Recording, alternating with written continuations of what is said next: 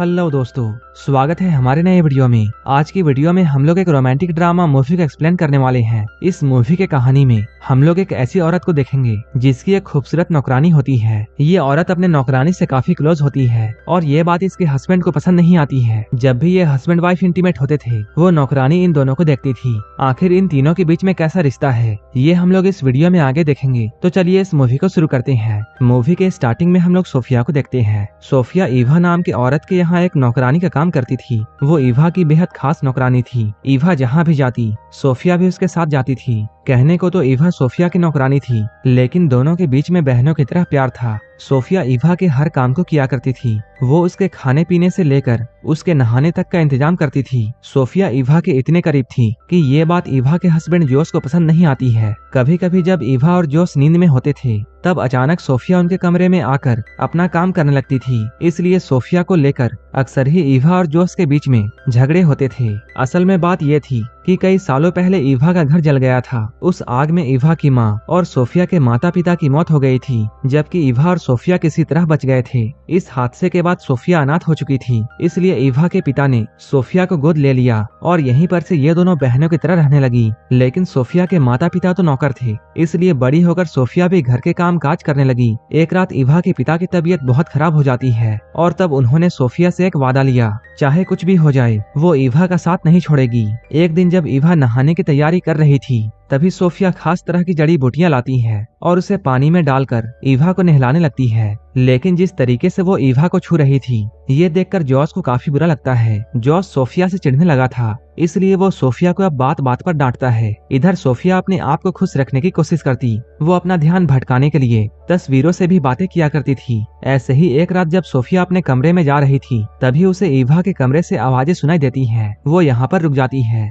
इन आवाजों को सुनकर सोफिया ये समझ जाती है जोस ईवा के साथ में इंटीमेट हो रहा है। उन दोनों की आती हुई गर्म आवाजों को सुनकर सोफिया के अंदर भी तूफान मच जाता है। इसके बाद वो जल्दी से अपने कमरे में आती है और अपने सारे कपड़े उतारकर आईने में अपने आप को देखकर सेटिस्फाई करने में लग जाती है। अगली सुबह जब सोफिया बाजार में जाती है तब यहाँ उसे स्टीव नाम का एक आदमी मिलता है। स्टीव सोफिया को अच्छा लगता था और वो हमेशा स्टीव से ही सब्जियां लेती थी, लेकिन वो जैसे ही स्टीव को देखती थी वो काफी घबरा जाती थी। सोफिया जब बाजार से आती है तब वो पूरे घर की साफ सफाई करती है और फिर खाना बनाने में लग जाती है, क्योंकि आज इनके घर में कुछ मेहमान आने वाले थे। अभी सोफिया घर के कामों को कर ही रही थी तभी उसे ये बात मालूम चलती है कि जोस एक नई नौकरानी रखने वाला है। इस बात को सुनकर सोफिया काफी परेशान हो जाती है, क्योंकि वो ईवा से दूर नहीं जाना चाहती है। इसलिए वो अब और भी अच्छे से काम करने लग जाती है। जल्द ही घर में मेहमान आ जाते हैं। इनके मेहमान नॉर्मन और उसकी बीवी जेनिफर होते हैं। नॉर्मन को यहाँ देखकर सोफिया चौंक जाती है, क्योंकि एक समय ऐसा था जब नॉर्मन सोफिया से प्यार करता था और सोफिया भी नॉर्मन को पसंद करती थी, लेकिन ईवा ने उससे नॉर्मन को छीन लिया था।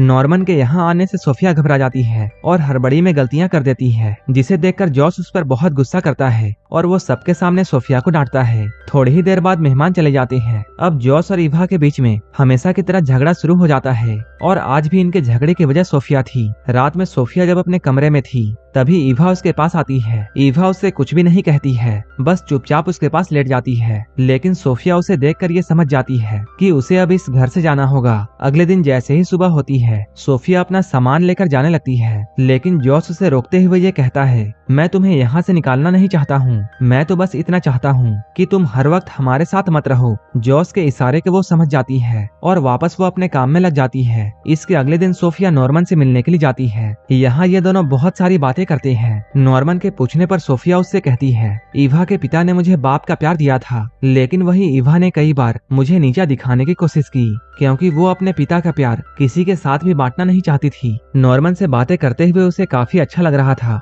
लेकिन तभी ईवा उसके पास आकर उसे अपने साथ चलने के लिए कहती है। ईवा उसे जॉस के स्टूडियो में लेकर जाती है। यहाँ पर उन्हें एक छुपा हुआ बच्चा मिलता है जो कि जॉस की बनाई हुई मूर्तियों में छुपा हुआ था। असल में शादी के इतने सालों बाद भी ईवा अब तक मां नहीं बन पाई थी, इसलिए ईवा इस बच्चे को अपना बच्चा समझकर अपने साथ घर ले आती है। जब ईवा उस बच्चे को नहलाना चाहती थी तब वो बच्चा काफी उछल कूद करता है। ईवा के बाद जब सोफिया उसे नहलाने का ट्राई करती है तब वो आराम से उसके पास आता है। इसके बाद जॉस एक डॉक्टर को बुलाता है। बच्चे को अच्छी तरह चेक करने के बाद डॉक्टर इन लोगों को ये बताता है, ये बच्चा बिल्कुल ठीक है, लेकिन इसका शरीर कुछ ज्यादा ही फ्लेक्सिबल है, इधर ईवा उसके शैतानियों से परेशान हो चुकी थी, लेकिन जॉस और सोफिया उस बच्चे की काबिलियत पहचान गए थे। एक रात ये लोग उस बच्चे को लेकर एक मेले में जाते हैं। जब ये लोग मेला घूमकर घर में फिर से आते हैं, तब इन्हें दरवाजे पर एक जादूगर मिलता है। उस जादूगर के देखने से पहले ही वो बच्चा कहीं छिप जाता है। जॉस के कहने पर सोफिया उस जादूगर के लिए खाने का इंतजाम करती है। खाना खाते हुए जादूगर ये बताता है, मेरे सहायक की मौत हो गई है और अब उसका बेटा विली ही मेरा वारिस है। इस जादूगर की बातों से ये लोग समझ जाते हैं, जो बच्चा उनके घर में है वही विली है। अब जादूगर अपने जादू का कमाल इन सभी को दिखाता है, ताकि ये लोग डरकर विली को वापस कर दें। लेकिन जादूगर के लाख कोशिशों के बाद भी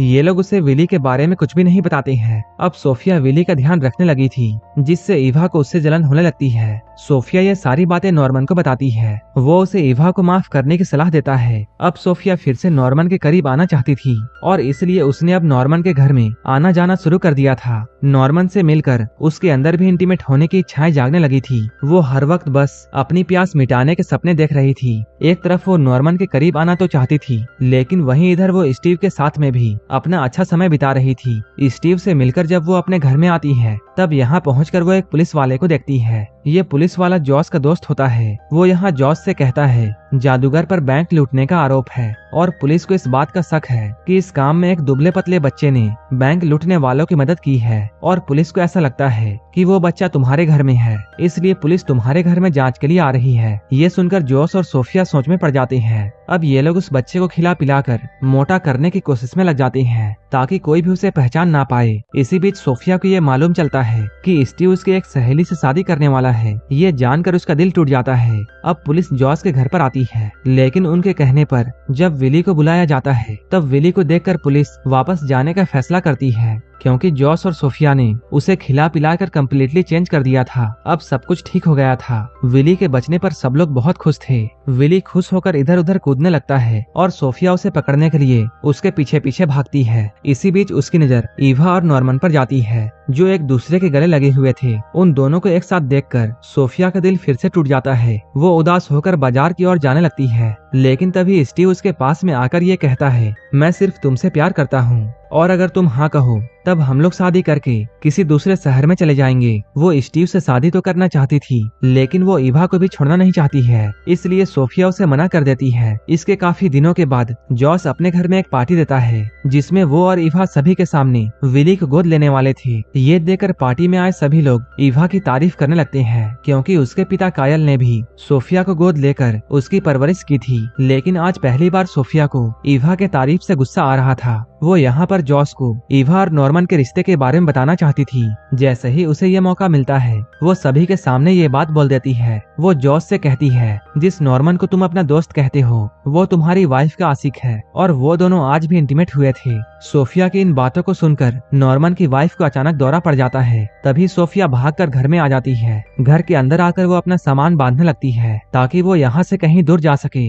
सोफिया को अब ऐसा लगने लगा था कि वो जिससे भी प्यार करती है, ईवा उसे उससे छीन लेती है। तभी ईवा भी यहाँ पर पहुँच जाती है। ईवा काफी गुस्से में होती है। वो सोफिया से कहती है, मैं माँ बनने वाली हूँ। ये सब नॉर्मन के प्रार्थना की वजह से हुआ है और इसलिए मैंने खुश होकर उसे आज गले से लगाया था। ईवा के इन बातों को सुनकर सोफिया को ये एहसास होता है कि उससे बहुत बड़ी गलती हो गई है और ईवा ने कभी भी उसे नफरत नहीं की थी, बल्कि ये सब तो सिर्फ उसका वहम था। जल्द ही इन दोनों के बीच की गलत फहमियां दूर हो जाती है, लेकिन तभी उन्हें यह पता चलता है कि घर में आग लग गई है। सोफिया इसके लिए खुद को जिम्मेदार मानती है, लेकिन जल्द ही वो खुद को संभालते हुए अपनी और ईवा की जान बचाती है। आखिर में ईवा के कहने पर सोफिया स्टीव से शादी कर लेती है और अब दोनों अपने परिवार के साथ में खुशी खुशी रहने लगते हैं और यहीं पर ये मूवी खत्म हो जाती है। ऐसे ही मूवीज के लिए आप हमें टेलीग्राम और इंस्टाग्राम पर फॉलो कर सकते हैं, जिसका लिंक डिस्क्रिप्शन में दिया हुआ है। और मूवी अच्छी लगी हो तब एक लाइक जरूर कर देना और ऐसे ही वीडियोस के लिए मेरे चैनल को जरूर सब्सक्राइब कर लेना। तो मिलते हैं हमारे नेक्स्ट वीडियो में।